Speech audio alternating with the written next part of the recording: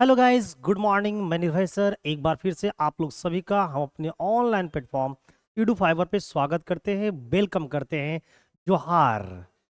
तो जितने भी हमारे झारखंड के युवा नौजवान साथी हैं जो झारखंड पुलिस का सपना सजाकर अभी तक झारखंड पुलिस की तैयारी में लगे हुए हैं, जल्दी जल्दी से सारे लोग लाइव आ जाइए, क्योंकि मैं आपको करवाने वाला हूं झारखंड पुलिस में जो न्यूमेरिकल एबिलिटी के 25 क्वेश्चन पूछे जाएंगे उसका बेहतरीन प्रैक्टिस सेट नंबर 2 लेकर आ गया हूं, जिसमें मैं सारे चैप्टरों से एक एक दो दो क्वेश्चन लेकर आया हूं और एक कितने बेहतरीन प्रैक्टिस सेट करवाने वाला हूं जो झारखंड पुलिस के लिए बहुत ही रामबाण साबित होने वाले हैं।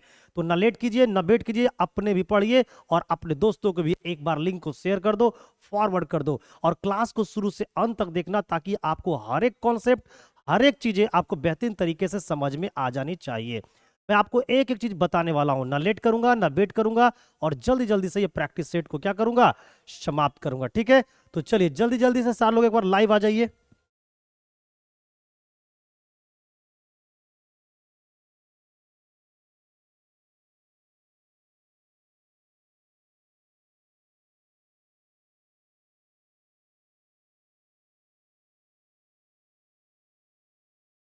चलिए तो जल्दी जल्दी से सारे लोग लाइव आ जाइए, कोई लेट नहीं करेंगे, ना ही कोई आपको वेट करवाऊंगा, एकदम सिलेबस के अकॉर्डिंग आपको मैं प्रैक्टिस सेट करवाऊंगा। ठीक है, तो चलिए आज देखते हैं प्रैक्टिस सेट नंबर 2 में मैं आपके लिए किस प्रकार के क्वेश्चन लेकर आया हूं।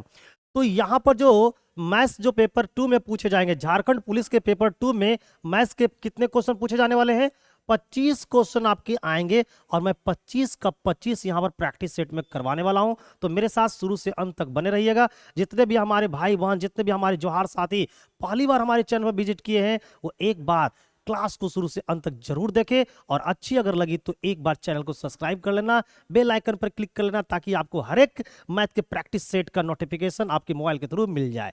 चलिए लेते हैं आज का पहला क्वेश्चन। तो आज का पहला क्वेश्चन क्या है ये देखा जाए। ये देखिए कितने बेहतरीन क्वेश्चन में से एक है। लिखा है कि एक समचतुर्भुज के विकर्ण क्रमशः 8 मीटर और 6 मीटर है, तो उसका क्षेत्रफल ज्ञात करें। एक समचतुर्भुज है, जैसे हम लोग रोम्बस बोलते हैं, और हमें उसका निकालना है क्या, क्षेत्रफल। तो रोम्बस एक ऐसी चीज होती है, देखिए रोम्बस एक स्क्वायर ही होता है, बस हल्का सा अंतर यह है ना कि रोम्बस इस प्रकार के आपको दिखते हैं। ठीक है ना, इसके हर एक साइड, अगर हर एक साइड को मैं ए, अगर एक साइड को ए मान लो तो हर एक साइड क्या हो जाएंगे, ए के बराबर हो जाएंगे, क्योंकि रोम्बस की चारों जो भुजाएं होती है, जो साइड होती है, वो बराबर होती है। अब अगर इसकी डायगोनल की बात करूं तो ये डायगोनल D1 है और ये डायगोनल D2 है। इस डायगोनल को मैंने बोल दिया D1 और इस वाले डायगोनल को मैंने बोल दिया D2। तो मेरे प्यारे मित्र, मेरे जो हर साथी, जो एरिया होती है, इसका जो क्षेत्रफल होता है ना, क्षेत्रफल जो होती है वो होती है half into D1 into D2।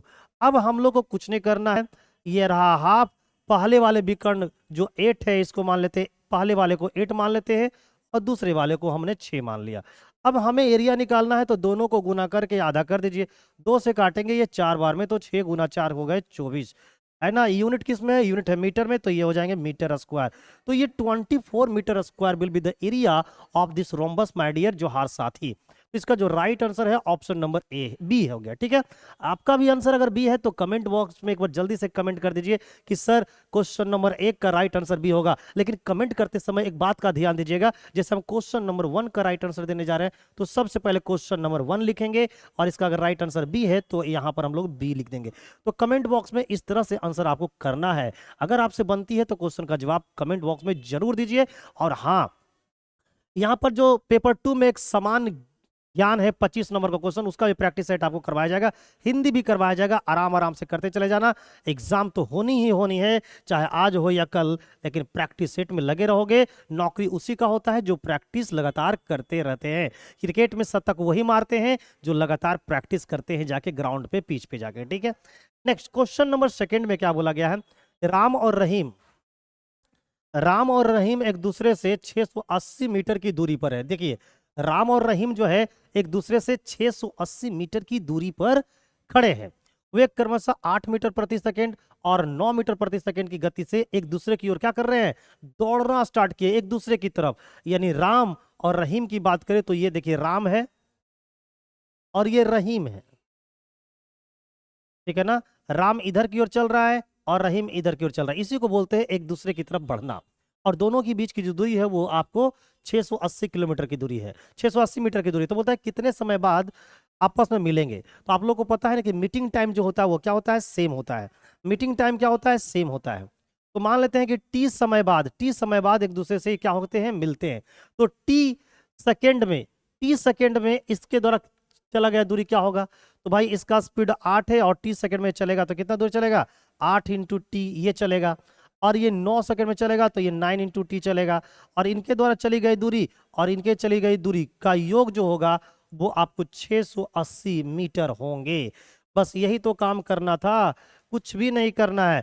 तो भाई इन दोनों को जोड़ दो तो 9 8 17 टी, 17 टी बराबर हो गया 680 मीटर। तो 17 से काट देंगे, 17 चौका 80, यानी जो टाइम होंगे वो 40 सेकेंड लगेंगे।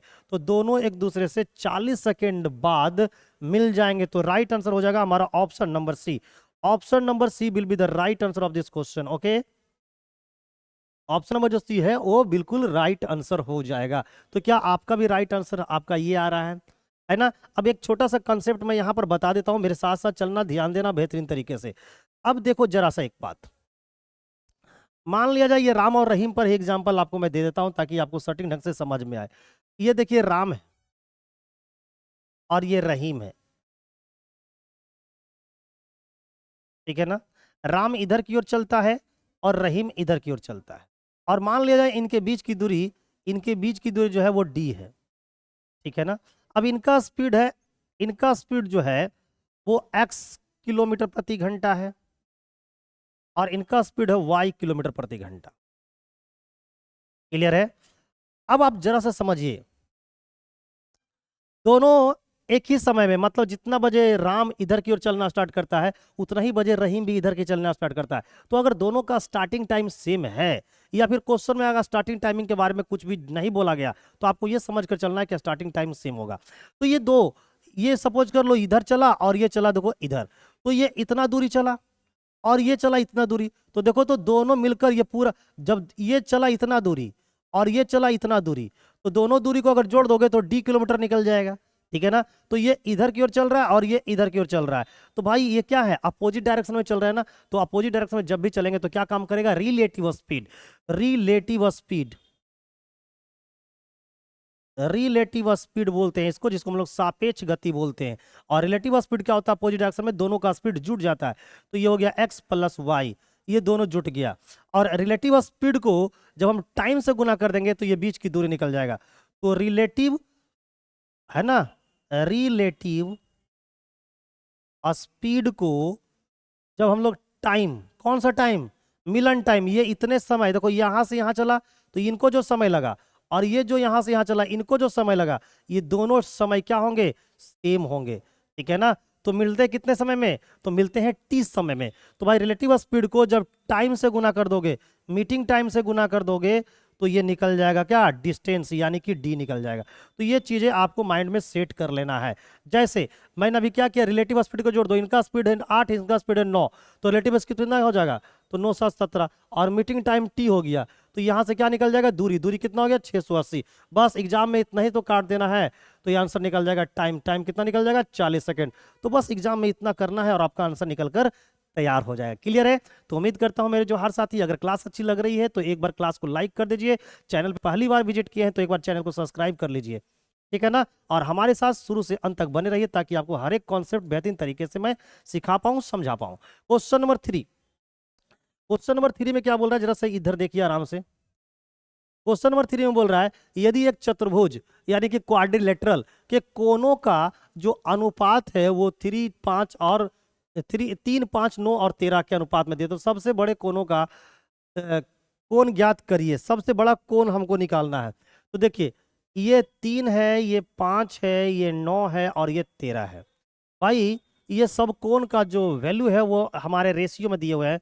तो अगर रेशियो में देखा जाए तो इन चारों कोनों का योग कितना होगा, 5 3 8 9 8 17 17 13 कितना हो गया, 30 होंगे। जबकि रियल में इन चारों कोनों का जो योग होता है वो आपको 360 डिग्री होता है, ठीक है। तो भाई एक का मान निकाल लीजिए कितना होगा, ये 0 से ये 0 खत्म और 3 से काटेंगे तो ये 12 बार में खत्म। तो मेरे दोस्त एक का वैल्यू हो जाएगा 12 डिग्री। तो सबसे बड़े कौन कौन है, सबसे बड़ा कौन है 13, तो 13 का मान निकालना है, तो क्या करेंगे 13 गुना 12, 13 गुना 12 हो जाता है 156 डिग्री। तो इसका राइट आंसर जो हो जाएंगे वो 156 डिग्री हो जाएंगे। Option number C will be the right answer. तो क्या आप लोग का भी आंसर ऑप्शन नंबर सी है? अगर सी है तो कमेंट करके बताइए, ताकि मुझे भी खुशी हो कि हमारे जितने भी जोहार साथी हैं, जितने भी जोहार हमारे लोग हैं, है ना, चाहे वो मेरे भाई हो चाहे वो मेरे बहन हो, बस तैयारी उनकी बेहतरीन होनी चाहिए, ताकि उनका झारखंड पुलिस में सिलेक्शन इस बार मैं करवा पाऊं। इसमें मैं आपका योगदान देना चाहता हूं। क्वेश्चन नंबर 4 लेता हूं, और ये देखिए झारखंड पुलिस का जो मैथ का प्रैक्टिस सेट चल रहा है वो कौन सा चल रहा है, 2 चल रहा है। और जब तक एग्जाम नहीं होगा मैं इसी तरह से आपका प्रैक्टिस सेट करवाता चला जाऊंगा। अस्मिता एक काम को 12 दिनों में, अस्मिता जो है एक काम को कितने दिनों में करते हैं, 12 दिनों में करते हैं। तो देखिए अस्मिता 12 दिनों में करते हैं, है ना। चलिए आइए जरा सा अस्मिता के बारे में जान लेते हैं। ये अस्मिता जी हैं और ये 12 दिन में काम को क्या कर देते हैं, कंप्लीट कर देते हैं, ठीक है ना। दूसरा, सैम उसी काम को कितने दिनों में कर देता है, 9 दिनों में। सैम की अगर बात करें तो ये जो सैम साहब हैं वो उसी काम को 9 दिनों में करते हैं। तो हम क्या करेंगे, इनका दोनों का टाइम पता चल गया है, तो हम फटाक से इसका एलसीएम लेंगे। 9 और 12 का एलसीएम होता है 36, और जो एलसीएम होता है वो क्या कहलाता है, हमारा टोटल वर्क कहलाता है। अब बताओ 36 काम 12 दिनों में, यानी डेली कितना काम करेगा, ये 3 वर्क पर डे काम करेगा। और 36 काम 9 दिनों में, यानी डेली कितना काम करेगा, 4 काम प्रतिदिन करेगा, ठीक है ना। आगे बढ़ते हैं, बोलता है कि 4 दिनों तक एक साथ काम करते हैं। लीजिए, यानी कि अस्मिता और सैम दोनों मिलकर 4 दिनों तक एक साथ काम करते हैं। तो है ना, काम करने के बाद दोनों काम को क्या कर देते हैं, छोड़ देते हैं। 4 दिन किया और फिर बार काम को छोड़ के चला गया। तो बताइए, अस्मिता एक दिन में 3 काम करता है और सैम एक दिन में 4 काम करता है। तो दोनों अगर मिल जाएगा तो एक दिन में कितना काम करेगा, 7, और मिलकर कितना दिन किया, 4 दिन काम किया। तो दोनों मिलकर कितना काम किया, 28। तो मेरे दोस्त टोटल काम कितना था, 36, किया कितना 28, तो शेष कितना रह गया, 8। क्लियर है, शेष काम अभी भी 8 काम बचा हुआ था, लेकिन ये दोनों काम छोड़ देते हैं। तो बताइए कौन सा भाग काम बचा रह गया। तो टोटल काम कितना था, टोटल काम था 36, बचा कितना था, 8। तो कौन सा भाग बचा हुआ है, 4 से काटेंगे 2 बार में, 4 से काटेंगे 9 बार में, यानी टोटल काम का 2/9 भाग अभी भी क्या है, बचा पड़ा, यानी कि शेष है। तो शेष जो काम है वो हमारा कितना है, आपका 2/9 है। 2/9 कहाँ है, ऑप्शन नंबर सी में। ऑप्शन नंबर सी बिल्कुल एकदम क्या है, करेक्ट आंसर है। जल्दी जल्दी से आप लोग भी जवाब दीजिए, मजा आ रहा है कि नहीं। अगर मजा आ रहा है तो एक बार लाइक ठोकते रहिए, ठीक है। चलिए क्वेश्चन नंबर लेंगे हम लोग 5। क्वेश्चन नंबर 5 में कितने बोल रहा है कि कक्षा के 27 विद्यार्थियों की औसत आयु 22 वर्ष। लीजिए, कोई स्कूल कॉलेज में कोई कक्षा है, ठीक है ना। तो उस कक्षे में टोटल 27 विद्यार्थी हैं और उनका जो औसत है वो कितनी है, 22 है। यदि उसमें अध्यापक की आयु को क्या कर ली जाए, शामिल कर लिया जाए, यानी पहले से 27 स्टूडेंट थे, उसमें कोई टीचर को क्या कर लिया गया है, शामिल कर लिया गया। तो शामिल कर लिया गया तो 2 ही ऑप्शन हो सकता, 3 ऑप्शन हो सकता है, या तो औसत बढ़ेगा, या तो औसत घटेगा, या तो औसत बराबर रहेगा। तो शामिल करने से क्या हुआ, औसत जो है वो 1 वर्ष बढ़ गया। तो अध्यापक की आयु ज्ञात करें। देखिए, अगर किसी को शामिल करने से औसत बढ़ रहा है ना, इसका मतलब उसकी जो एज है ना आपकी औसत से बड़ा है। तो भाई आपकी औसत थी कितनी, 22, यानी टीचर साहब का जो एज होगा वो 22 से क्या होंगे, ज्यादा होंगे। तो देखिए, अगर हम लोग को टीचर्स का एज निकालना है तो क्या करना है, टीचर्स का एज निकालना है तो क्या करना है, हमको पता चल गया है कि टीचर्स का एज हमारे एवरेज से क्या होंगे, ज्यादा होंगे। लेकिन कितना ज्यादा होंगे ये बताना है। तो बताओ, एवरेज में बढ़ा कितना, 1, और टीचर अगर एंट्री कर लेंगे तो टोटल लोग कितने हो जाएंगे, पहले से 27 था और ये आ गए तो टोटल 28। तो ये भाई 28 को क्या करेंगे, एक एक बढ़ा देंगे। तो मेरे प्यारे मित्र, ये 22 हो गए और प्लस इधर को गुना करें कितना हो जाएगा, 28। तो टीचर्स का जो उम्र है वो कितना है, 50 वर्ष। 50 वर्ष उनकी उम्र है। Option number C, option number C will be the right answer of this question my dear students. तो इस तरीका से जवाब आपको क्या करना है, झारखंड पुलिस के जब सेंटर पे जाइएगा ना, क्वेश्चन मिलेगा ना, तो आपको भी इसी तरीका से, है ना, अंदाज में आपको आंसर क्या करना है, दे देना है। एवरेज अगर बढ़ रहा है, किसी के आने से अगर एवरेज बढ़ रहा है ना, तो उसकी उम्र आपके एवरेज से ज्यादा है। और अगर किसी को, है ना, आने से अगर एवरेज आपका घट गया, इसका मतलब उनका जो उम्र होगा वो आपके एवरेज से कम होगी, ठीक है। तो इस कॉन्सेप्ट को बनाए रखना, इस कॉन्सेप्ट को माइंड में सेट कर लिया करना, ताकि आपको इस कॉन्सेप्ट पे जितने भी क्वेश्चन हो वो बन पाए। देखिए यहाँ हमारे टाइपराइटर बहुत ही बेहतरीन है और बहुत ही अच्छे हैं। देखिए आपको यहाँ पर सिलेबस भी बीच बीच में डाल देते हैं ताकि आपको ये पता चले कि आप सिलेबस के अकॉर्डिंग पढ़ पा रहे हैं या नहीं पढ़ रहा है। देखिए सबसे पहले जो झारखंड पुलिस का जो एग्जाम पैटर्न है, इसमें सबसे पहले आपकी क्षेत्रीय लैंग्वेज पूछा जाएगा, है ना। क्षेत्रीय लैंग्वेज में जैसे संथाली हो गया, कुरमाली हो गया, खोटा हो गया, नागपुरिया हो गया, है ना, हिंदी हो गया, इंग्लिश हो गया, ये सारे जो है वो आपका क्षेत्रीय लैंग्वेज में आते हैं, है ना। अच्छा, दूसरी भाषा है कि हिंदी भाषा है ना। अब देखिए पेपर टू में क्या कर दिया गया है, पेपर टू जो है झारखंड पुलिस का जो पेपर टू है उसको दो भाग में बांट दिया गया है। पहला जो भाग है उसमें सामान्य हिंदी पूछा जाएगा, हिंदी में आपके अनुच्छेद पूछे जाएंगे, लोकतियां पूछे जाएंगे, विलोम शब्द पूछे जाएंगे, यही सब पूछे जाएंगे। और दूसरा जो भाग है इसमें सामान्य ज्ञान पूछे जाएंगे और उसके बाद न्यूमेरिकल एबिलिटी यानी कि मैथ पूछी जाएगी। ये क्या है, मैथ वाले पोर्शन है ना। तो मैथ से देखिए कितने क्वेश्चन है, 25 क्वेश्चन है और 25 का 25 मैं सही करवाऊंगा, ये मैं वादे के साथ कहता हूं।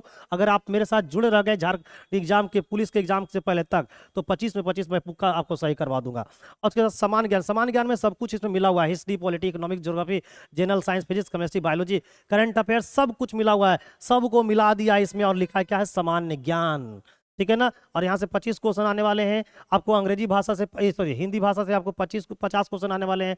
और जो क्षेत्रीय लैंग्वेज है, जो लैंग्वेज पेपर है ना, वहां से 100 क्वेश्चन मिलेंगे। और इस प्रकार टोटल प्रश्नों की संख्या कितनी होगी, 200 होगी। हर एक क्वेश्चन 3 नंबर का है, तो भाई 2 3 600, टोटल जो होंगे वो आपके 600 नंबर का प्रीलिम्स होगा, एग्जाम होगा, ठीक है ना। चलिए, तो ये आपकी क्या थी, ये थी आपकी सिलेबस झारखंड पुलिस का। Next question number 6, question number 6 में बोल रहा है कि ए क्यू माइनस बी क्यू का मान कितना है, 56 है, और ए माइनस बी कितना है, 2 है। तो हमें ए स्क्वायर प्लस बी स्क्वायर का मान निकालना है, क्या होगा। आइए बहुत ही बेहतरीन तरीके से इसको हम लोग बनाने की क्या करेंगे, कोशिश करेंगे। हमने पिछले दिन भी आप लोग को प्रैक्टिस सेट नंबर 1 में एक फॉर्मूला लिखवाया था ए क्यू माइनस बी क्यू का, क्या लिखवाया था, ए माइनस बी, ठीक है ना, बड़ी ब्रैकेट ए माइनस बी का क्या लिखेंगे, होल स्क्वायर, माइनस है तो यहाँ पर लिखेंगे प्लस 3ab, है ना। इस फॉर्मूले का इस्तेमाल करेंगे तो हमें ए बी का मान पता चल जाएगा। अब बताइए ए क्यू माइनस बी क्यू का मान 56 है, तो यहाँ पर हमने रख दिया 56 इक्वल ए माइनस बी का मान 2 है ना। और यहाँ पर 2 ए माइनस बी का मान 2 है, 2 का स्क्वायर करेंगे तो 4 हो जाएंगे, और प्लस में 3ab है। आइए इसको सोल्व करते हैं, 2 से इसको काट देंगे तो ये 28 बार में खत्म हो जाएंगे, है ना, इक्वल टू 4 प्लस 3ab हो जाएंगे। इस 4 को इधर ले आएंगे तो माइनस हो जाएगा, तो 28 में से 4 गया तो 24 हो जाएंगे, 24 हो जाएंगे, और ये रहा हमारा 3ab, है ना। ए बी का मान निकालना है तो क्या करेंगे, 28 24 को ए बी का मान निकालना है तो 24 को 3 से डिवाइड करना पड़ेगा। जब डिवाइड करेंगे तो ए बी का मान 8 निकल के आ जाएगा। ए बी का मान कितना निकल कर आ गया, 8 निकल कर आ गया। और हमें निकालना क्या है, ए स्क्वायर प्लस बी स्क्वायर। तो हम लोग जानते हैं कि ए स्क्वायर प्लस बी स्क्वायर की जो फॉर्मूला होता है वो ए माइनस बी का होल स्क्वायर प्लस में 2ab होता है। बस पुट करिए, गेन कीजिए, ए माइनस बी का होल स्क्वायर कितना होगा, ए माइनस बी का वैल्यू कितना है 2, तो 2 का स्क्वायर करेंगे तो 4, है ना, ये हो गया 2, और ए बी का मान कितना हो गया, ए बी का मान हो गया 8, तो 8 दूना 16 और 4 20, तो राइट आंसर कितने हो जाएंगे, option number D. Option number D will be the right answer of this question my dear students. तो मेरे जो हर साथी मेरे साथ जुड़े रहिए और आराम से क्लास को शुरू से अंत तक देखिए, सारे कॉन्सेप्ट को सीखिए और समझिए, और झारखंड पुलिस के जब एंट्रेंस एग्जाम होगा तो वहां पर लगाइएगा और झारखंड पुलिस के मैथ को एकदम तूफानी अंदाज में क्या कर दीजिएगा, उड़ा दीजिएगा। चलिए नेक्स्ट क्वेश्चन नंबर लेंगे 7। क्वेश्चन नंबर 7 में बोला गया है कि अजहर एक यात्रा 10 घंटे में पूरी कर सकता है। लीजिए, अजहर साहब साफ साफ बोल दे रहे हैं कि भाई देखो, हमारी जो यात्रा है ना वो हम 10 घंटे में क्या कर देंगे, पूरी कर देंगे। वह आधी यात्रा 21 किलोमीटर प्रति घंटा की गति से तय करता है और बाकी बची हुई यात्रा को 24 किलोमीटर प्रति घंटा की गति से तय करता है। तय की गई कुल दूरी कितने किलोमीटर है। देखिए, आधी दूरी को वो 21 के स्पीड से चलते हैं, इसका मतलब जो आधी दूरी है उसको 24 के स्पीड से चलते हैं। तो भाई यहाँ पर डिस्टेंस क्या है, सेम है। यहाँ पर डिस्टेंस क्या है, सेम है। आधा दूरी को 21 के स्पीड से और आधा दूरी को 24 के स्पीड से, तो डिस्टेंस क्या है, सेम है। तो जब डिस्टेंस सेम होते हैं तो एवरेज स्पीड का फॉर्मूला क्या बताए थे, तो यहाँ पर हम लोग क्या बता देंगे, एवरेज स्पीड। हम लोग औसत चाल निकाल लेंगे, औसत चाल। तो एवरेज स्पीड क्या बताए थे, क्या बताए थे, 2 into product of speed. Product का मतलब क्या होता है, गुना, प्रोडक्ट ऑफ स्पीड, ठीक है। और नीचे लिख देना है sum of speed, sum of speed यानी स्पीड का क्या योग, है ना। तो अब बताओ, 2 हो गया स्पीड का गुणनफल। भैया पहला आधा गया 21 से और अगला आधा गया 24 से, तो ये हो गया स्पीड का गुणनफल, और स्पीड का योग कितना होगा 45। बस इसको काट दो तो पूरी जर्नी का, पूरी यात्रा का आपको क्या निकल जाएगा, औसत चाल। और जब औसत चाल को टाइम से गुना कर देंगे तो दूरी निकल जाएगा। तो भाई 3 से काटेंगे ये 15 बार में, इसको 3 से काटेंगे ये 7 बार में, 3 से काटेंगे 8 बार में, 3 से काटेंगे 5 बार में। तो जो औसत चाल निकल कर आ गया 8 से 56, 56 दूना 112, 112/5, 112/5 किलोमीटर प्रति घंटा निकल के आ गया।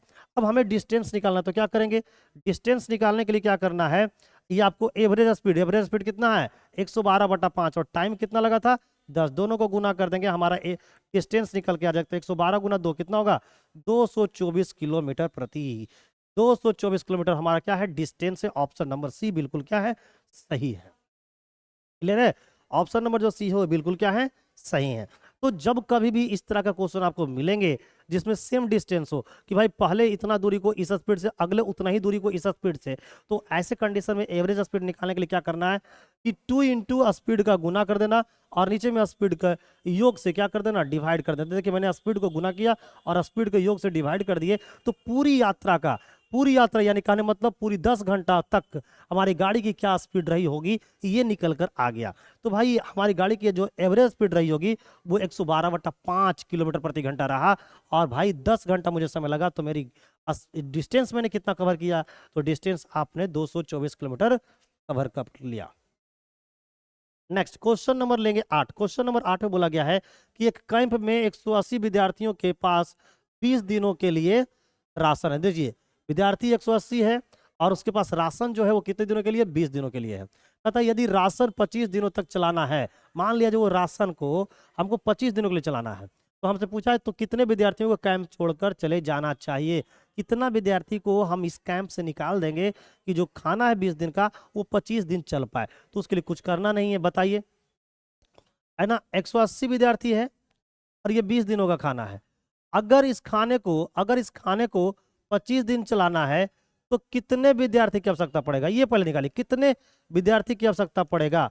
तो भाई कुछ नहीं करना है, इस 25 से तो ये कटेगा नहीं, हम लोग 5 से काटेंगे तो 5 बार में, 5 से काटेंगे तो 4 बार में, इस 5 से काट देंगे तो 36 बार में ये खत्म। तो भाई 36 चौका 144, यानी 25 दिनों खाना चलाने के लिए हमको 144 विद्यार्थी चाहिए। इस खाने को 25 दिन चलाने के लिए हमको 144 विद्यार्थी की होनी चाहिए, 144 विद्यार्थी होने चाहिए, लेकिन है मेरे पास कितना 180। तो 180 में से अगर हम घटा देते हैं 144, तो मुझे ये पता चल जाएगा कि कितने विद्यार्थियों को निकालना होगा। तो 36 विद्यार्थी को क्या करना चाहिए, कैंप छोड़कर चले जाना चाहिए। अगर 36 विद्यार्थी कैंप छोड़कर चले जाएं तो जो 20 दिन का खाना है वो अब 25 दिन चलना क्या हो जाएगा, स्टार्ट हो जाएगा। तो उम्मीद करते हैं कि आप बहुत ही बेहतरीन तरीके से हमारी इस क्लास को क्या कर रहे हैं, समझ रहे हैं, सीख पा रहे हैं। थम्स अप कर दो अगर लग रहा है तो। चैनल पे पहली बार आए हो तो चैनल को एक बार सब्सक्राइब कर दो, बेल आइकन पे क्लिक कर दो ताकि आपको हर एक क्लास का नोटिफिकेशन समय से मिल जाना चाहिए। वह छोटी सी छोटी संख्या जिसको 15 और 14 के वर्गों के योग में जोड़ा जाना चाहिए। देखिए 15 और 14 के वर्गों के योग में क्या करना चाहिए, जोड़ा जाना चाहिए, ताकि परिणाम स्वरूप प्राप्त संख्या एक पूर्ण वर्ग संख्या होनी चाहिए। भाई 15 और 14 के वर्गों के योग में आप कौन सी एक संख्या जोड़ दोगे कि जो परिणाम मिलेगा एक पूर्ण वर्ग संख्या मिलना चाहिए। तो देखिए ये 15 है तो ये 15 का स्क्वायर हो गया, ये 14 है तो ये 14 का स्क्वायर हो गया। तो इनके जो योग हो गए वो कितना हो गया, 15 का स्क्वायर 225, 14 का स्क्वायर 196, दोनों को जोड़ दो। दोनों को जोड़ने से क्या मिला, 6 और 5 11 का एक, हाथ में कितना 1, 9 और 2 11, 1 12 के 2, हाथ में कितना 1, 2 और 1 3, 2 1 3 और 1 4, 421 है। अब 421 में कितना जोड़ोगे, कि ये एक जो नंबर मिलेगा, ये नंबर मिलेगा जो एक वर्ग संख्या होनी चाहिए, एक वर्ग संख्या होनी चाहिए। तो बताइए कितना जोड़ोगे। तो भाई आप बोलोगे सर कितना जोड़ेंगे, कम से कम कितना जोड़ेंगे, तो कम से कम 20 जोड़ेंगे। तो 20 421 पे 20 जोड़ोगे तो 441 होगा, और 441 एक वर्ग संख्या है किसका, तो भाई 21 का। तो राइट आंसर हो जाएंगे हमारे option number B. Option number B will be the right answer. Okay, उम्मीद कर रहा हूं कि आप लोग भली भांति बहुत बढ़िया तरीका से सीख पा रहे हैं, समझ पा रहे हैं। ठीक है, तो क्वेश्चन नंबर 10 का आप लोग फटाक से आंसर दीजिएगा और मैं तब तक जरा सा पानी पी लूंगा। ओके, लीजिए क्वेश्चन नंबर 10 का आंसर दीजिए।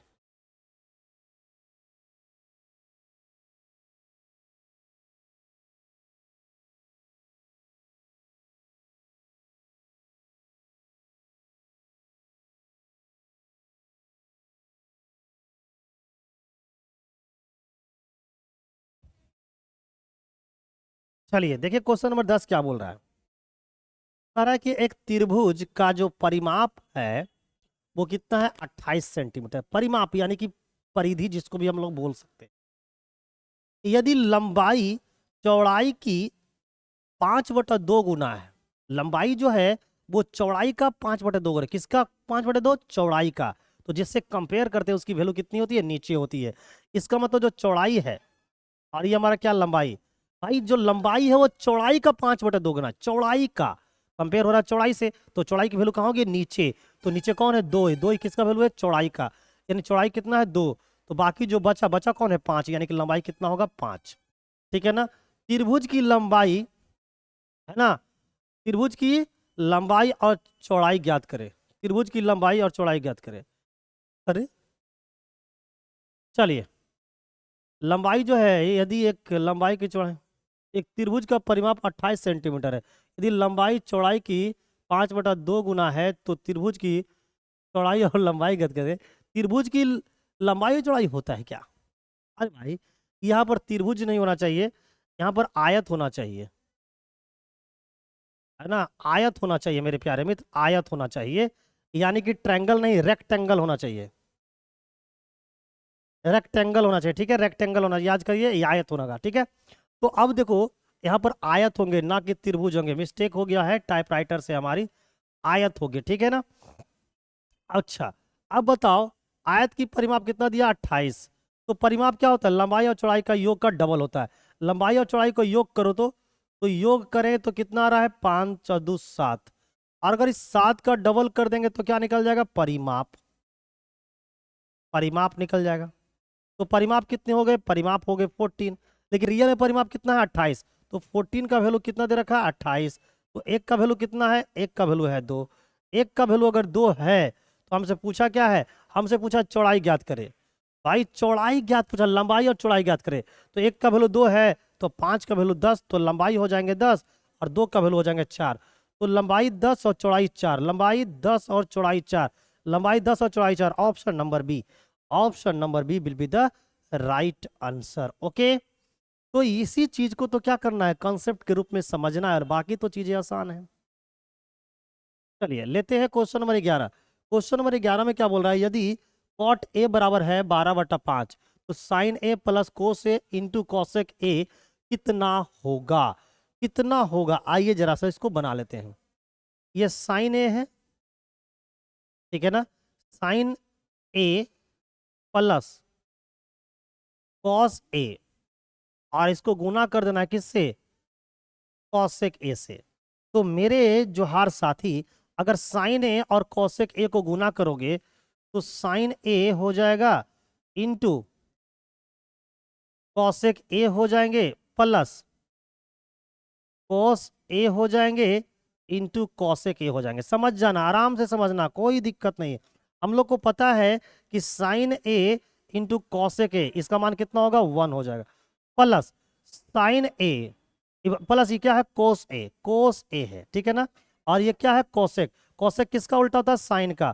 तो ये हो जाएंगे आपको साइन ए। अब बताओ कोस बटा साइन क्या होता है, टेन। तो ये 1 प्लस क्या हो जाएंगे, टेन ए, ठीक है ना। अब देखो 1, टेन का मान कितना दे रखा है, 10।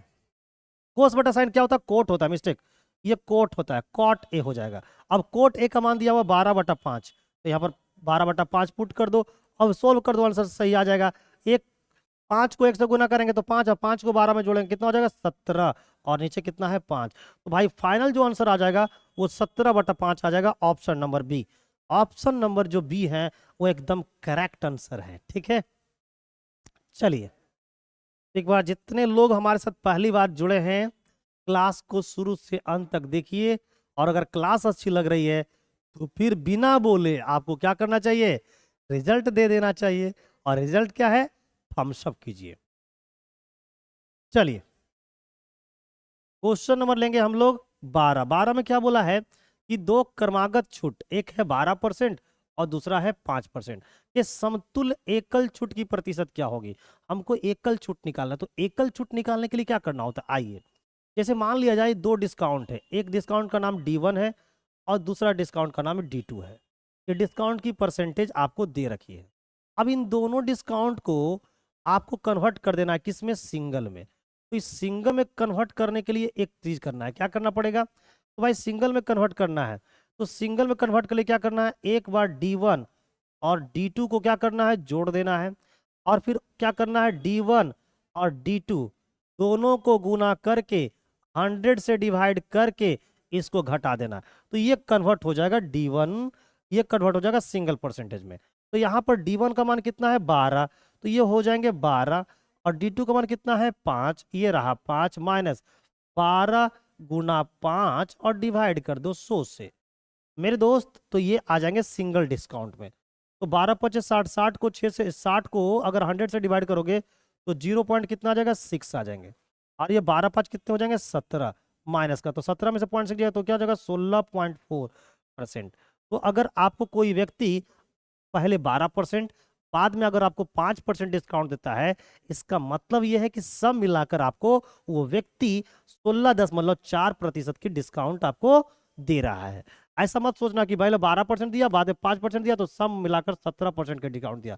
तो 17% भी ऑप्शन में दिखेगा, मार के आओगे लेकिन एग्जाम में गलत हो जाएगा। क्लियर है। तो जो राइट आंसर होगा वो हमारा होंगे कितना, हमारा राइट आंसर होगा 16.4, यानी ऑप्शन नंबर सी।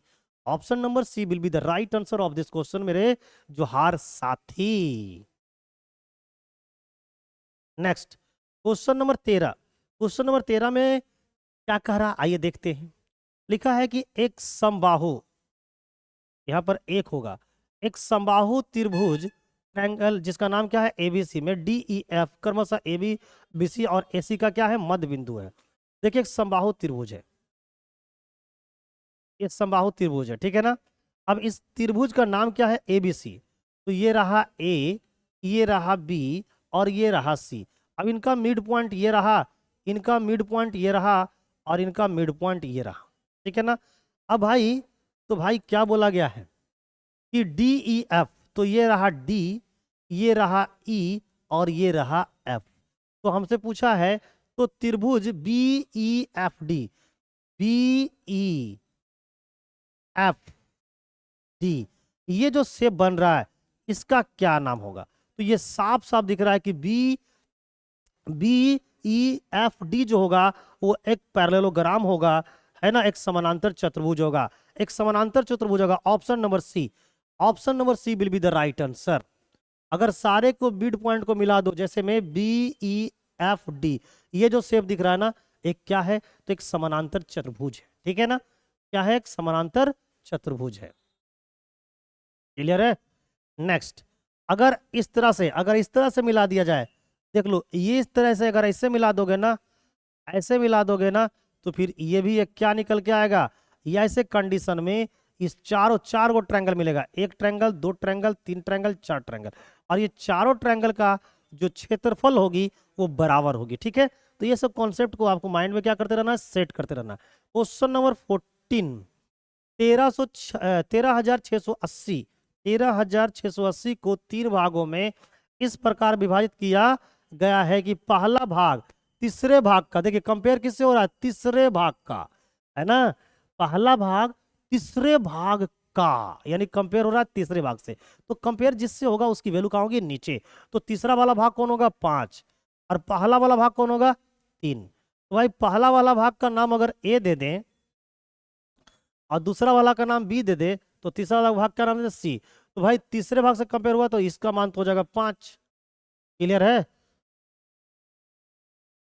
ठीक है ना, इसका वैल्यू 5 हो जाएगा। और ये जो पहला वाला भाग है इसको हम इधर लिख लेते हैं, तो भाई ये क्या हो जाएगी, तो ये 5 हो गया। तो भाई पहला भाग कितना हो जाएगा, पहला भाग हमारा 3 हो जाएगा। तो ये रेशियो निकल कर आ गया। अब दूसरे तथा तीसरे भाग का अनुपात दे रखा है, दूसरा भाग ये था और तीसरा भाग, इसका अनुपात दे रखा है 4:7। तो दूसरा कितना है भाई, तीसरा कितना है 7, दूसरा कौन सा है 4 है। बस यही तो काम करना है। अब हमको क्या करना है, इसका पड़ोसी खाली है तो इसको डाल दो 5, यहाँ पर पड़ोसी खाली है, यहाँ पर डाल दो 7। अब सामने सामने गुणा कर दो, 5 चौके 20, 7 पचे 35 और 7 21। तो ये निकल गया तीनों के भागों का क्या अनुपात, ये निकल के आ गया तीनों के भागों का अनुपात। अब यहाँ पर क्या करना है, आपको इन सबको क्या कर लेना है, जोड़ लेना है। तो जब जोड़ेंगे तो भाई ये कितना होगा, 3 और 2 5 और 5 2 7 और 6 76, सबको जोड़ते हैं तो कितना आता है 76। लेकिन यहां पर देखो तो सबका शेयर का योग कितना है, सबका शेयर का योग दे रखा है आपको 13680। अब कितने से काटोगे, आओ दिखाता हूं। अगर मैं उसको 19 से काटेंगे तो 4 बार में, इसको 19 से काटेंगे तो 19 सत्ते 133, बचा कितना 3, 19 दूना 38 है ना। 4 से काटेंगे ये 18 बार में, तो एक का जो वैल्यू निकल कर आ गया वो एक, हमको कितना निकल कर आ गया 180 निकल कर आ गया। हमसे पूछा गया पहला वाला भाग कितना है, तो पहला वाला भाग कौन है ए, और ए का वैल्यू कितना है 21। तो भाई पहला वाला भाग निकालना है तो 180 को हम लोग को क्या करना पड़ेगा 21 से गुना करना पड़ेगा। तो 18 एकम 18 के 8 हाथ में कितना 1, 18 दूना 36 और 1 37, यानी कि 3780 आएगा हमारा पहला वाला भाग। Option number A will be the right answer of this question. Clear है ना। तो इस तरीका से क्या करना है, सबसे पहले तीनों के हिस्सों का क्या करना पड़ेगा, अनुपात निकालना पड़ेगा। एक बात कान खोल के आप लोग सभी लोग सुन जाइए, जिससे हम लोग कंपेयर करते हैं ना उसकी वैल्यू हमेशा नीचे होती है। जैसे यहां पर बोला गया है, क्या बोला गया है कि पहला भाग जो है वो तीसरे भाग का 3/5 है। तीसरे भाग का, क्या वो 10वें भाग का बोला, क्या वो 15वें भाग का बोला, क्या वो 20वें भाग का बोला, नहीं, तीसरे भाग का। तो जिससे कंपेयर होना उसकी वैल्यू हमेशा कहां रखना, नीचे नीचे नीचे नीचे। ओके, अब हम लोग लेंगे क्वेश्चन नंबर 15 और उसको क्या कर लेना, तुम लोग बना लेना। प्यास बहुत तेजी से लग रही है, क्वेश्चन नंबर 15 का जवाब फटक से दो, तब तक मैं पानी पी लेता हूं।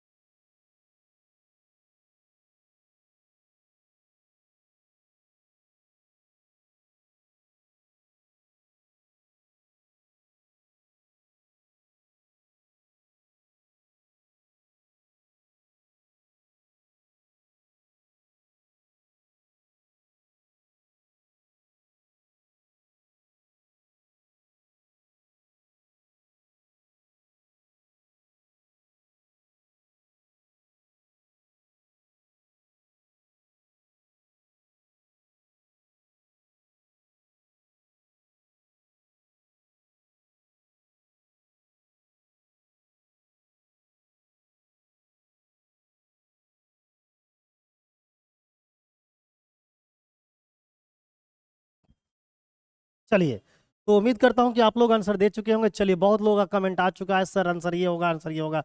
चलिए, अब देखिए जरा से इस क्वेश्चन को। एक मिश्र धातु में सोने और चांदी के भार का जो अनुपात है वो हमारा 17:3 है। सोना और चांदी के भार का अनुपात, सोना यानी कि गोल्ड, चांदी मतलब सिल्वर, इसका भार का अनुपात है 17:3। ओके, कोई दिक्कत नहीं। पता, यदि मिश्र धातु में चांदी का वजन 2.7 ग्राम है। चांदी का वजन, चांदी कौन है 3, 3 का वैल्यू हम लोग को दे रखा है, ये हमारा चांदी है और चांदी का वैल्यू दे रखा है 2.7 ग्राम, ठीक है ना। तो 3 का वैल्यू अगर इतना दे दिया है तो ऐसा करते हम लोग 1 का मान निकाल लेंगे। 1 का मान निकालने के लिए 2.7 को क्या करना पड़ेगा, 3 से डिवाइड करना पड़ेगा। तो इसको जब डिवाइड कीजिएगा तो भाई आपके आ जाएंगे 0.9 ग्राम। तो 1 का वैल्यू अगर 0.9 ग्राम है तो हमसे पूछा है कि मिश्र धातु में सोने का वजन ज्ञात करिए। सोना कितना है 17, तो भाई गोल्ड का मान निकालना है तो इस 0.9 को आपको गुना करना पड़ेगा किससे, 17। तो 17 नंबर कितना होता है 53 से 153, 0.1 अंक बाद है तो आपको 1 दशमलव दे देना है। तो इसका राइट आंसर हो जाएगा 15.3, 15.3 gram. Option number B will be the right answer. कितने हमारे जोहार साथी हैं जो इस क्वेश्चन का right answer option number B कर रहे हैं, जल्दी जल्दी से कमेंट करके बता दो। ना लेट करो ना वेट करो, हमारे साथ आप लोग भी तूफानी अंदाज में डेली जुड़ जाइएगा, है ना। आप लोग जितने भी हमारे जोहार साथी हैं, जितने भी लोग जो झारखंड पुलिस का बेहतरीन तरीके से तैयारी करना चाहते हैं, उसमें न्यूमेरिकल एबिलिटी में 25 लाना चाहते हैं, है ना, वो हमारे साथ डेली जुड़ जाना। नेक्स्ट, एकदम पूरी रूप से खत्म कर दूंगा किसको, मैथ को।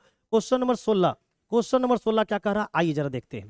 कहता है यदि 5 कारों का क्रय मूल्य 4 कारों के विक्रय मूल्य के बराबर है तो लाभ या हानि का प्रतिशत क्या है। देखिए, 5 कारों का क्रय मूल्य कुछ नहीं करना है ऐसे क्वेश्चन में। 5 कारों का क्या बोला? क्रयमूल्य। क्रयमूल्य को क्या बोलते हैं? Post price. और 4 कारों का क्या बोला? विक्रयमूल्य। विक्रयमूल्य क्या बोलते हैं? Selling price. और ये आपस में क्या है? बराबर है। तो भाई क्या करना है यहाँ से? सीपी और एसपी का रेशियो निकाल लो। ये सीपी है और ये एसपी है। दो वेरिएबल है सीपी और एसपी। कितने वेरिएबल है? दो। तो भाई दो वेरिएबल जब आपस में बराबर रहे ना, तो इधर वाला वेरिएबल का मान इधर वाला, तो सीपी कितना होगा? 4। इधर वाला वेरिएबल का मान इधर वाला, तो एसपी कितना हो गया? 5। इसका मतलब हम क्या कर रहे हैं? 4 का सामान 5 पे बेच रहे हैं, तो प्रॉफिट कितना कमा रहे हैं? 1। प्रॉफिट हमेशा किस पे होती है? प्रॉफिट हमेशा कॉस्ट प्राइस पे होती है। तो जिस पे होगी उसको कहाँ डाल देना? नीचे। तो कॉस्ट प्राइस पर हो रही है 4। जवाब देना है प्रतिशत में, तो 100 से गुना कर दो। ऐसा करने से आपकी प्रॉफिट की परसेंटेज निकल कर आ जाएगी। सोल्व करोगे आपका आंसर निकल कर आएगा कितना? 4 से इसको डिवाइड कर दो, 25 बार में खत्म। तो आपकी जो प्रॉफिट की परसेंटेज होगी वो 25% होगा। तो 25% देख लीजिए ऑप्शन में कहाँ है? ऑप्शन नंबर बी में 25% क्या होगा? लाभ होगा। ठीक है ना? हानि तो होने की कोई बात ही नहीं है। ओके, चलिए धनाधन तड़ातड़ एकदम सभी लोग बताओ कमेंट करके क्लियर आंसर है या नहीं। चलिए नेक्स्ट क्वेश्चन नंबर लेंगे हम लोग 17। क्वेश्चन नंबर 17 में बोल रहा है कि प्रथम 6 अभाज्य संख्याओं का क्या निकालना? माध्य। माध्य का मतलब होता है औसत, यानी आपको निकालना है औसत। तो पहले ये बताइए कि अभाज्य संख्या होती क्या है। अगर मैं आपसे क्वेश्चन ये पूछूं कि बताओ मेरे मेरे जोहार साथी, अभाज्य संख्या क्या है, तो आपको ये जवाब देना है कि सर अभाज्य संख्या जो भी होती है, अगर मैं अभाज्य संख्या की बात करूं सर, तो अभाज्य संख्या जो भी होती है वो ग्रेटर देन क्या होती है? 1 होती है। सबसे पहले ये याद रखना कि अभाज्य संख्या जो भी होती है वो 1 से बड़ी होती है। लेकिन अभाज्य संख्या जो भी होगी सर, इसके गुणनखंड जो होंगे, है ना, अगर मैं इसकी गुणनखंड की बात करूं यानी कि फैक्टर की बात करूं, तो इसकी 2 फैक्टर होती है। एक तो वो 1 होता है और दूसरा वो खुद होती है ना, वो खुद संख्या होती है। जैसे एग्जाम्पल के बारे में अगर मैं बताऊं, एग्जाम्पल अगर दूं तो जैसे दो दो एक प्राइम नंबर है। बोलो सर कैसे? पहली बात, दो कोई 1 से बड़ी है।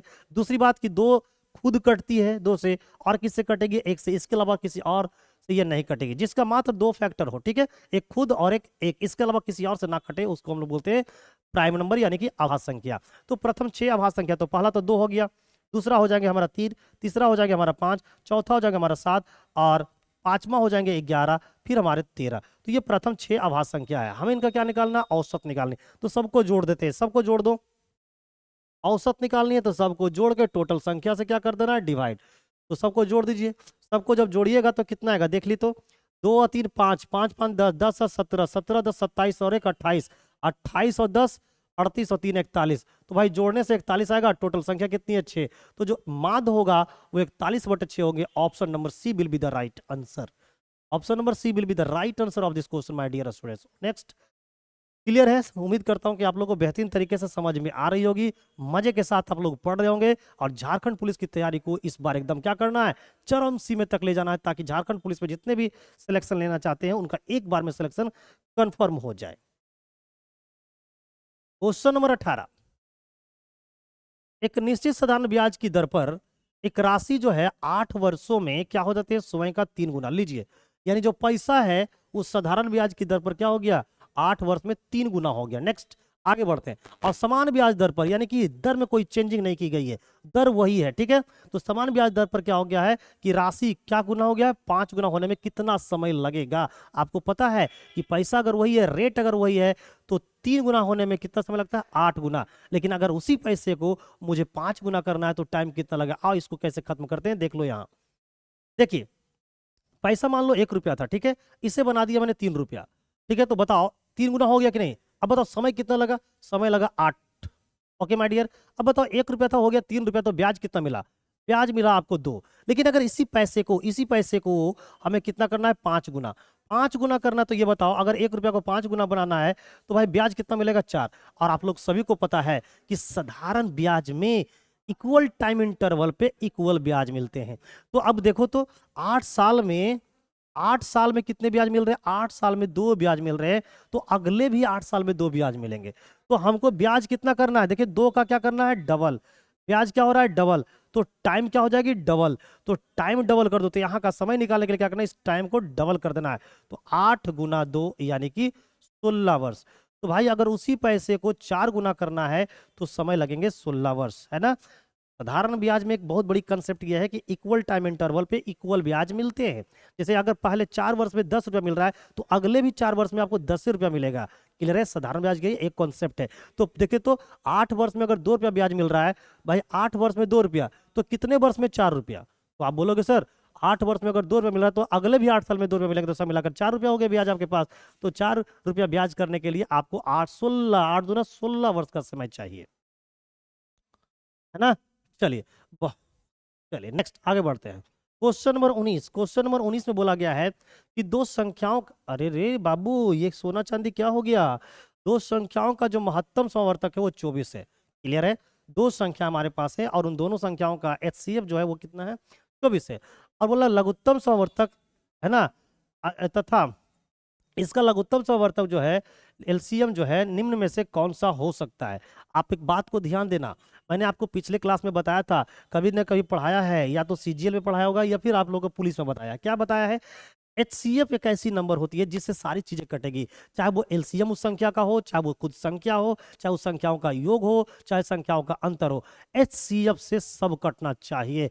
तो भाई जो भी संख्या का, दो संख्याओं का तो हमें पता है कि HCF 24 है, लेकिन दो संख्या का जो LCM होगा वो जो भी होगा लेकिन 24 से कटेगा। तो 24 से इसको काट लो, 24 के 25 20 से 24 चौक 96, ये कटेगा नहीं, इसका मतलब ये HCF ये LCM नहीं होगा, है ना? यहाँ देखो 24 25 20 से ई भी नहीं होगा, ई भी नहीं होगा, तो इसका जो LCM होगा वो कितना होगा? 144 will be the right answer of this question. Next question number लेंगे हम लोग, 20। क्वेश्चन नंबर 20 में क्या बोला गया है कि एक 250 मीटर लंबी रेलगाड़ी एक विद्युतीय खंभे को 8 सेकेंड में पार करती है। लीजिए, विद्युत खंभे, खंभा कैसा होता है? इस तरह से खड़ा, खंभा इस तरह से खड़ा होता है, और इस तरह से खड़े खंभे को एक जो रेलगाड़ी है जिसकी लंबाई दे रखी है 250, इसको पार कर जाती है 8 सेकंड में। ठीक है? कहता है यदि वह एक प्लेटफॉर्म को पार करने में 20 सेकंड लेती है तो प्लेटफॉर्म की लंबाई क्या है? अब बताइए, प्लेटफॉर्म प्लेटफॉर्म इस तरह से सूता होता है, प्लेटफॉर्म इस तरह से लेटा हुआ होता है, तो जब किसी लेटे हुए चीज को आप पार करोगे ना, तो ऐसे कंडीशन में आपकी लंबाई और उसकी लंबाई जिसको आप पार कर रहे हो वो दोनों को जोड़ दोगे, तब उतना चलना पड़ेगा आपको। ठीक है ना? इसका मतलब प्लेटफॉर्म को, देखिए, ये है कोई खंभा और ये है कोई प्लेटफॉर्म, तो खंभा को पार करते हो तो 8 सेकंड का समय लगता है, लेकिन इस प्लेटफॉर्म को पार करते हो तो आपको 20 सेकंड का समय लगता है। तो मेरे प्यारे मित्र, जब खंभे को पार करते हैं ना, तो खुद अपनी ही लेंथ को पार करते हैं। अपनी लेंथ मतलब ट्रेन की लंबाई, क्योंकि ट्रेन पार कर रहा है तो खंभा तो इस तरह से खड़ी होती है, तो जब खंभे को पार करोगे ना तो खुद अपना लेंथ को पार करना होता है। लेकिन जब हम लोग प्लेटफॉर्म को पार करते हैं ना, तो अपना प्लस प्लेटफॉर्म की लंबाई को पार करना पड़ता है। तो अपना प्लस प्लेटफॉर्म, यानी ये जो 20 है, इसमें अपना भी टाइम और उसका भी टाइम जुड़ा हुआ है, तो भाई अपना टाइम कितना? 8, तो 8। इसका मतलब ट्रेन की लंबाई को पार करने में कितना समय लगता है? तो ट्रेन की लंबाई को पार करने में मात्र हमको 12 सेकंड का समय लग जाता है। क्लियर है ना? अब हमको कुछ नहीं करना है, बताइए 250 मीटर की दूरी को हम 8 सेकंड में पार करेंगे तो हमारा स्पीड कितना होगा? इतना होगा। और हमें प्लेटफॉर्म की लंबाई निकालना है तो सिर्फ 12 से इसको गुना कर दो, सिर्फ 12 से गुना कर दो, प्लेटफॉर्म की आपकी लंबाई निकल कर तैयार हो जाएगी। अब देखो, 4 से काटेंगे 2 बार में, 4 से काटेंगे 3 बार में, 2 से काट दिए 125 बार में, 125 गुना 3 यानी कि 375 मीटर। ये जो निकल कर आ गई ना, वो प्लेटफॉर्म की लंबाई निकल गई, ऑप्शन नंबर ए। ठीक है ना? जब हम लोग किसी प्लेटफॉर्म को, किसी ब्रिज को पार करते हैं तो वैसे कंडीशन में अपनी लंबाई के साथ साथ उसकी ब्रिज की लंबाई को पार करना पड़ता है, इसलिए वहां पर समय ज्यादा लगता है। लेकिन जब कोई चीज खड़ा होता है और उसको हम पार करते हैं तो खुद अपनी ही लेंथ को पार करते हैं। अपना मतलब, अगर मैं ट्रेन हूं तो ट्रेन की लंबाई हो जाएगी, तो भाई इसको पार कर रहे हैं तो अपनी ही लेंथ पार करने में कितना लगा? 8। लेकिन यहां पर प्लेटफॉर्म है, तो प्लेटफॉर्म को पार करने की कंडीशन में अपनी लंबाई प्लस प्लेटफॉर्म की लंबाई दोनों को पार करना पड़ता है, तो दोनों को पार करते हैं तो 20 सेकंड लगता है। अब मुझे पता है कि मुझे अपनी लेंथ को पार करने में 8 सेकंड लगता है, इसका मतलब 12 सेकंड जो समय है ना, ये हमको प्लेटफॉर्म को पार करने में लगा होगा। ठीक है ना? तो भाई पहले स्पीड निकाल लो, तो भाई अपनी लेंथ को पार करने में 8 सेकंड, आपकी लेंथ कितना है? 250, तो ये हो गया स्पीड, और इतने से गुना कर दो, स्पीड को टाइम से गुना कर दोगे तो दूरी निकल जाएगा। तो 12 किसकी दूर टाइम, 12 किसकी टाइम है? प्लेटफॉर्म की, तो प्लेटफॉर्म के टाइम से गुना करो तो प्लेटफॉर्म की लंबाई निकल कर आ जाएगी। क्लियर है? ये सब कॉन्सेप्ट आपको लगाना है, इस तरीके से कॉन्सेप्ट लगाओगे तब झारखंड पुलिस छोड़ दो, सेंट्रल CGL भी निकाल दोगे। क्लियर है? नेक्स्ट क्वेश्चन नंबर 21 कहता है कि 2 वर्ष में एक मूलधन पर 5% वार्षिक ब्याज दर से चक्रवृद्धि ब्याज और समान समय में उसी मूलधन पर साधारण ब्याज से 10 रुपये ज्यादा है। देखिए चक्रवृद्धि ब्याज जो है वो साधारण ब्याज से 10 रुपये ज्यादा है। तो ये चक्रवृद्धि ब्याज और साधारण ब्याज का क्या है, अंतर है। कब? जब टाइमिंग कितना दिया है, 2 साल, और रेट दिया है 5%।